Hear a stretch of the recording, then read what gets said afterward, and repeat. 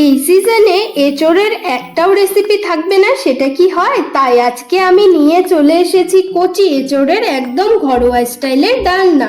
খেতে হবে এতটাই সুস্বাদু আর নরম যে একবার খেলে বারবার বানাতে ইচ্ছে করবে। কম মশলায় একদম ট্রেডিশনাল স্বাদে তৈরি এই রেসিপিটা ভাতের সঙ্গে কিন্তু অসাধারণ লাগে। তাহলে চলুন দেরি না করে দেখে নেওয়া যাক আজকের এই কচি এঁচোড়ের ডালনার সহজ আর দারুণ রেসিপি। এখানে আমি এঁচোড়টা আর আলুগুলো সুন্দর করে টুকরো টুকরো করে কেটে নিয়েছি। তারপর এগুলোকে আমি প্রেসার কুকারে দিয়ে দুটো সিটি দিয়ে নেব, যাতে দ্রুত সেদ্ধ হয়ে যায়। আপনারা চাইলে সরাসরি কড়াইতেও রান্না করতে পারেন। এরপর আমি একটা পেস্ট তৈরি করে নেব। তার জন্য মিক্সিতে দিয়ে দেব আদা, পেঁয়াজ, কাঁচা লঙ্কা, রসুন আর টমেটো। সবকিছু একসঙ্গে ব্লেন্ড করে একটা স্মুথ পেস্ট বানিয়ে নেব। তারপর কড়াই গরম করে তাতে পরিমাণ মতো তেল দিয়ে জিরে ফোড়ন দেব, তারপর দেব একটা তেজপাতা।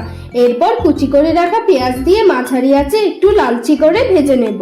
এরপর আগে থেকে সেদ্ধ করে রাখা আলু আর এঁচড়গুলো কড়াইতে দিয়ে দেব। এর সঙ্গে স্বাদমতো নুন আর সামান্য হলুদ গুঁড়ো দিয়ে ভালো করে মিশিয়ে নিয়ে কিছুক্ষণ ভেজে নেব, যাতে আলু আর এঁচড়ের গায়ে হালকা ভাজা রং চলে আসে। আজকের এই রান্নাটা কিন্তু আমি আমার ঠাকুমার কাছ থেকে শিখেছি। একদম অন্যরকম পুরনো দিনের ঘরোয়া স্বাদ এতে আছে। এরপর যখন এঁচড় আর আলুগুলো সুন্দর করে লালচে করে ভাজা হয়ে যাবে, তখন এগুলো কড়াই থেকে তুলে একটা আলাদা প্লেটে সাইডে রেখে দেব। আপনারা চাইলে প্রেসার কুকার ব্যবহার না করে সরাসরি কাঁচা এঁচড় ভেজে নিতে পারেন, তবে এতে একটু বেশি সময় লাগবে। আমার হাতে সময় কম ছিল, তাই আমি আগে প্রেসার কুকারে সেদ্ধ করে নিয়েছি। তারপর আবার কড়াইতে পরিমাণ মতো তেল গরম করে তাতে কুচি করা পেঁয়াজ দিয়ে মাঝারি আঁচে হালকা লালচে করে ভেজে নেব। পেঁয়াজটা সুন্দর করে ভাজা হয়ে গেলে আগে থেকে তৈরি করে রাখা পেস্টটা দিয়ে দেব এবং ভালো করে নেড়ে মিশিয়ে নেব। এরপর এতে দেব স্বাদ মতো নুন, হলুদ গুঁড়ো, জিরে গুঁড়ো, লঙ্কা গুঁড়ো আর ধনে গুঁড়ো। সবকিছু ভালো করে মিশিয়ে নিয়ে আস্তে আস্তে মশলাটা কষাতে থাকবো, যতক্ষণ না তেল আলাদা হয়ে আসছে আর একটা সুন্দর ঘ্রাণ বেরোচ্ছে। যখন দেখবেন মশলাটা কষাতে কষাতে উপরের দিকে তেল ভেসে উঠেছে, তখন বুঝবেন মশলাটা ঠিকমতো কষানো হয়ে গেছে। এই সময়ে আগে থেকে ভেজে রাখা এঁচড় আর আলুগুলো কড়াইতে দিয়ে দেব। সবকিছু দিয়ে আবার ভালো করে কষাতে থাকবো।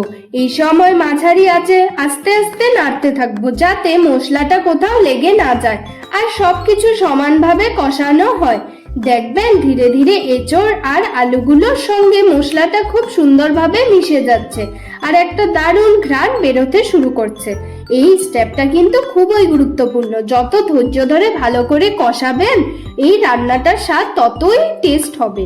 তারপর পরিমাণ মতো জল দিয়ে দেব এবং সবকিছু ভালো করে মিশিয়ে নিয়ে কিছুক্ষণ ফুটিয়ে নেব। এরপর উপর থেকে অল্প গরম মশলা ছড়িয়ে দেব। এতে একটা দারুণ গন্ধ চলে আসবে। ব্যাস, তারপর নামিয়ে নিলেই রেডি হয়ে যাবে আমাদের এঁচড় আলুর একদম সুস্বাদু আর ঘরোয়া ডালনা। তাহলে আজকের মতো এখানেই শেষ করছি। রেসিপিটি যদি ভালো লেগে থাকে তাহলে লাইক, শেয়ার আর সাবস্ক্রাইব করতে ভুলবেন না। ধন্যবাদ।